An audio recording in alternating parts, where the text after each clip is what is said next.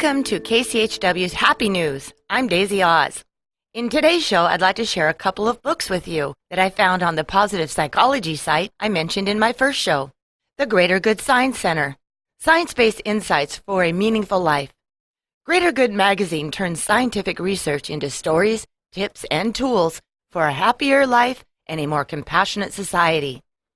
The first book is called Power and Care, where several prominent researchers and thinkers, along with the Dalai Lama, discuss the compatibility of power and care in today's leadership and our everyday lives, making a case for integrating compassion and virtuous power to solve world problems. The research on power also helps us understand how to exercise our inner power for a better life and a better world.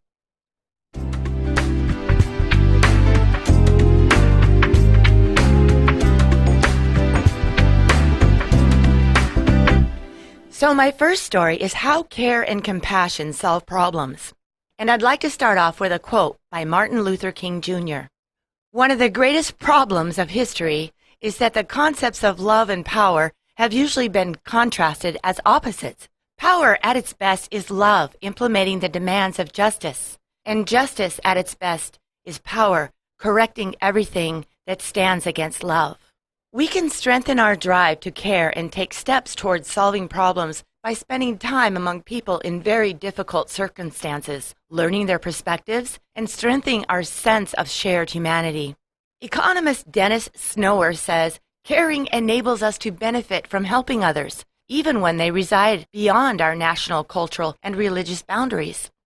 Neuroscience researcher Tanya Singer and her team at the Max Planck Institute in Germany also shed light on how to nurture our compassionate instincts. They've conducted longitudinal studies comparing the effects of different mindfulness practices focused on presence and attention, compassion and care, and perspective taking. One of their findings suggests that practices specifically aimed at increasing compassion, such as loving kindness meditation and a partnered meditation practice, increase altruistic care for others the most. After completing these practices, participants not only felt more compassion in response to seeing others suffer, but exhibited changes in their brains tied to the increased empathy and compassion. Singer says, this altruistic behavior emerged most strongly out of the quality of opening the heart. She also mentions that people have more trouble accessing compassionate feelings than learning presence, which almost everyone in her study was able to do. This may seem surprising, but not to the Dalai Lama. In Buddhist thought, presence and perspective taking are preconditions for developing more compassion, he says, because they allow us to better maintain peace of mind, be less attached to outcomes, and have a greater understanding of the worth of all people. In addition to the scientists, we also hear from leaders of organizations trying to balance power and care to sow peace or transform workplaces into more caring and compassionate places. For example, Jody Williams describes the work of Peace Jam, which brings Nobel Peace Prize laureates together with youth to inspire activism for positive change. And Frederic Laloux talks about a home nursing organization started by nurses tired of being forced to give subpar care to save their employers money. Once they leveraged their sense of connection, purpose, and shared power, the nurses reorganized their services so they could connect better with patients, which in turn increased patient well-being while decreasing healthcare costs. The book Power and Care covers how Buddhist principles and the science of compassion and power overlap. In other words, what a spiritual leader might contribute to the scientific community. It's considered an enlightening read and provides at least some idea of how we might find a way to balance power and care for the sake of humanity. The Dalai Lama says, "The time has come to not have a sense of competition, but to harmonize, work together, and share with each other, to have compassion. This is what we need for our survival."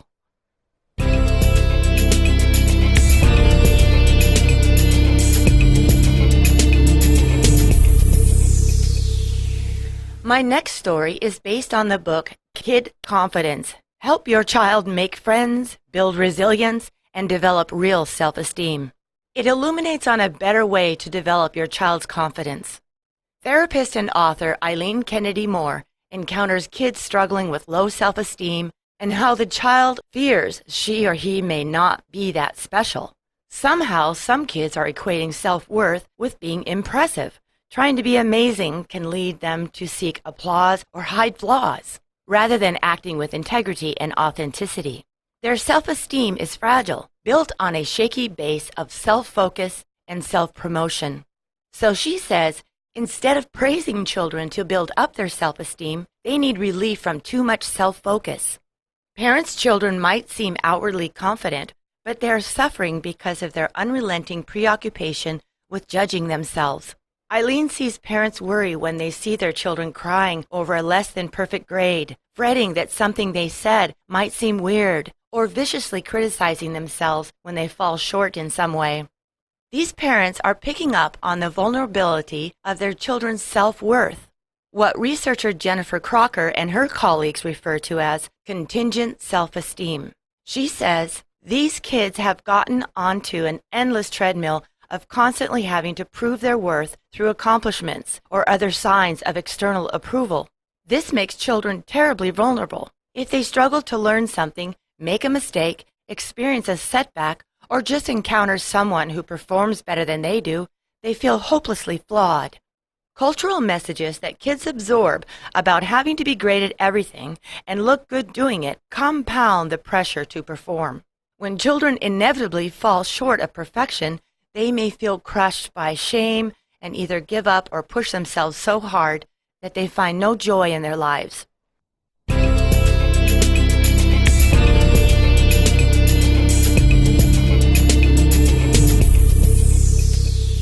How can we help these kids? Parents often respond to their self-doubting children by trying to reassure them that they're wonderful.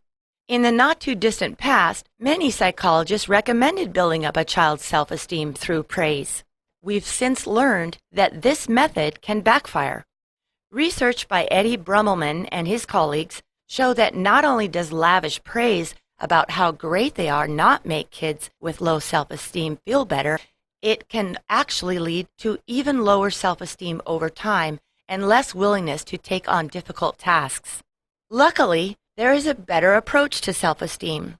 In her new book, Kid Confidence, Eileen explains that the key to fostering healthy self-esteem isn't trying to convince children that they're great. Instead, we should help them soften self-judgment by connecting with something bigger than themselves.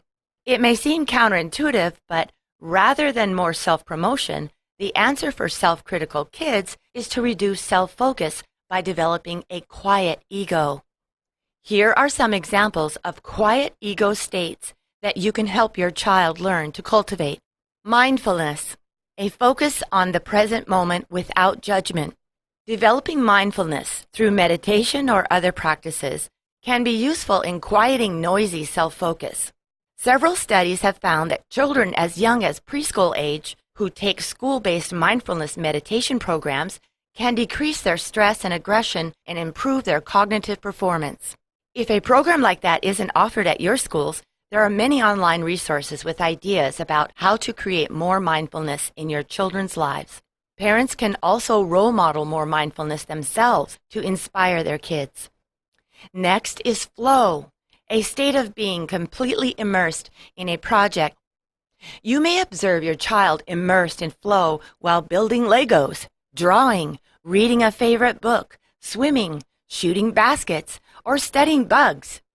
Flow happens when kids are so engaged in an activity that they lose track of time and are utterly unself-conscious. By encouraging children to engage in these kinds of activities that absorb their attention completely, you can help expand their wonderful feeling of flow, where time stands still. It also entails a parent's practice of non-interruption of the child's focus. Studies have shown that flow can benefit school-age students, which has led more educators to consider ways of incorporating flow into the classroom. Another quiet ego state is compassion, a concern for those who are suffering, coupled with a desire to help. Adults often feel compassion when they see others suffering, but did you know that many kids, even as young as 3 years old, do too? To help build on these instincts, parents can role model compassionate action in their own lives by how they respond to suffering of others. Children can also learn about compassion through caring about their friends' well-being, or by getting involved in volunteer work in their school or community. Compassion allows children to quiet self-focus and give genuine care to others. Eileen also explores elevation to encourage a quieter ego, noting that it is an emotion triggered by observing acts of courage, extreme generosity, or virtue. We feel the upswell of elevation when we witness deep goodness in others. Elevation pulls us out of ourselves and makes us feel optimistic about the human race. It also motivates us to care about others, possibly by activating both the parasympathetic and sympathetic nervous systems. And finally, she elucidates on the sentiment of awe, a feeling of wonder and amazement that comes in the presence of something bigger than ourselves. Awe can be triggered by a vast panoramic view of nature, an exquisite piece of art or music, or a profound spiritual experience. Awe directs our attention away from ourselves and toward our environment in an expansive way that can also lead us to be kinder and more generous. While much awe research has been done with adults, children might also catch a taste of awe by watching a sunset, seeing animals in the wild, or gazing at the night stars. In wrapping up, we can help our kids find ways to move past self-focus by introducing more mindfulness, flow, compassion, elevation, and awe into their lives to help them develop a quieter ego, something that will serve them well in their childhood and beyond. When children can ease away from constant self-evaluation, they're freer to empathize with others, engage in learning, and identify with values that are important to them. Being able to let go of the question, "Am I good enough?" opens children up to creating a fuller, richer life.